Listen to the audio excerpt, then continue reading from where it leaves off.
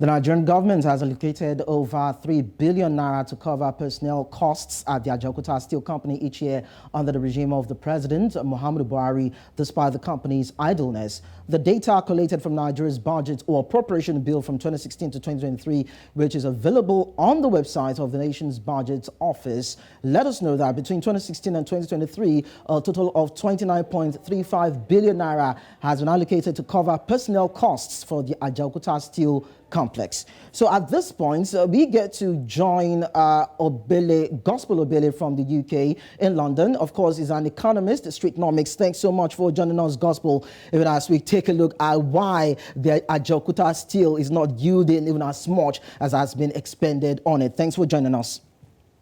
Thank you for having me, Lekon. Good morning. Now, the extractive industry supports many sectors, if not all companies. Why is it that this particular industry, that is the steel industry, has been unproductive for years?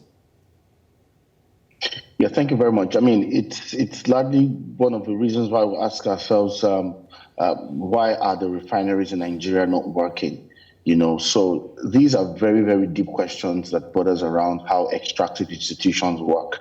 Again, I make a lot of reference to extractive institutions because the ideology is many times what defines the will, you know, and then once you have the will, the ability won't be a problem because on the questions of ability, you're thinking of financing, human capital, you know, planning and building for sustainability and industrialization and all of that.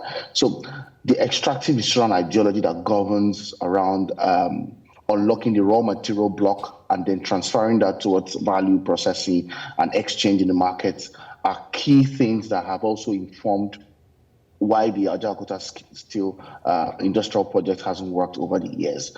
And I think that as a means to sort of keeping the cycle running or keeping up appearances, just like many other things in the Nigerian budgetary allocations, there are projects in Nigeria that are completely not viable. Number one. Two, they lack a clear cut process to how they're going to be governed, you know, how leadership is being engaged in those particular industrial blocks to unlock growth and development for the economy. So we've seen that a lot of times the ideology is the major, is the central point through which many of these failures has happened. And then again, I mean, paying people for not working or, you know, paying to fund an inactive outfit like the Ajaokuta Steel, you know, is just one of the clear pathways or strategic pathways for extractive institutions to keep running. Now, the Office of the Auditor General, as we know it, is meant to check government spending. So how come over 29 billion naira was expended on staff and no one raised the flag? What does that say about financial management? So the big question I'm going to ask you as well, Lekon, is who appoints the Auditor General? All right. So if the same extractive institutions appoint people to run institutions where, you understand what I'm trying to say, the institutions that they seek to protect at the end of the day for their extractive reasons, then you would not have any other thing to bother on in terms of trying to hold somebody accountable for the financial mismanagement and all that. You understand what I'm trying to say? So except the process through which appointments happen are probably, you know, much more made public, or there is a much more accountable process through which people can, or the citizens can hold government responsible for all of these investments. Because at the end of the day, these monies are taxpayers' money. You know, except you have those two things, I don't think that will make any progress as regards where money is going, who is spending what, and who's accounting for what.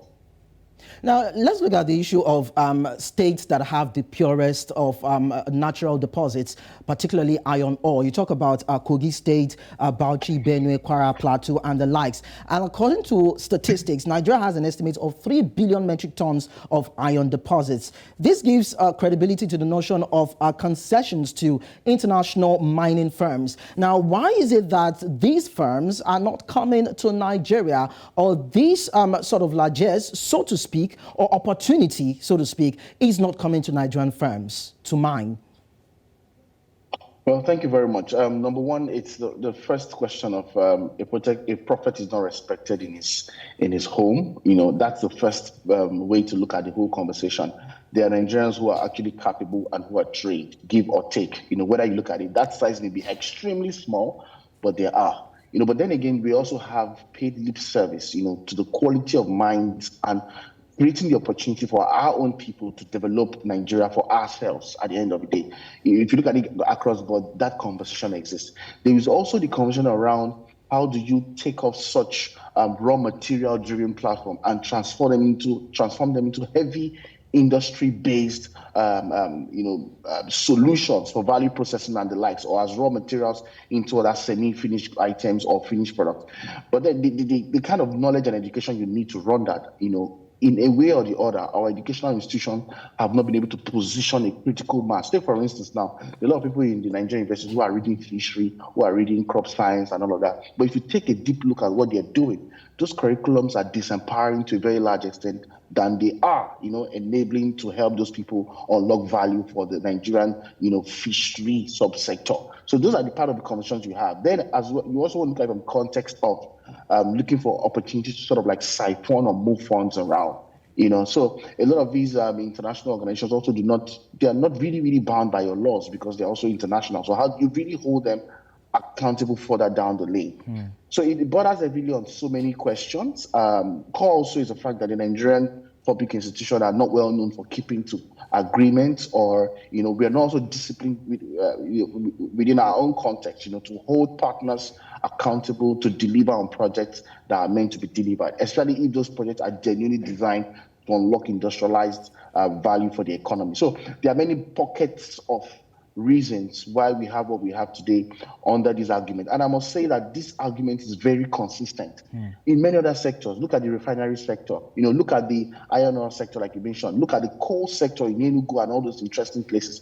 Look at the gold mining sector in some of the southwestern states. It's very consistent across different blocks. So it's not really a thing of Ajaokuta only. I once visited a state in Nigeria where they were paying close to 90% in salaries, but only 2 people were physically active within the context. The other 88 persons were ghost workers. So it's a cultural ideology that permeates into the different sectoral blocks and how institutions are managed, to further reinforce control for the minority. All right, thank you so much, Gospel, for joining us. Invariably, what we're seeing is the issue of a foundational fault, and of course, people not asking the right questions, and issue of accountability coming into play again within the Nigerian context. Thank you so much for joining us. Thank you for having me, Lekon. Have a good day. And you too. And that is the conversation on the show this morning. The issue of accountability coming into play again in terms of financial management and, of course, management of infrastructure in Nigeria. And the question is, when will the Nigerian government get it right, either now or later in the future? That is a big question. Let's go on a break, and when we return, it's time for NC4 to watch.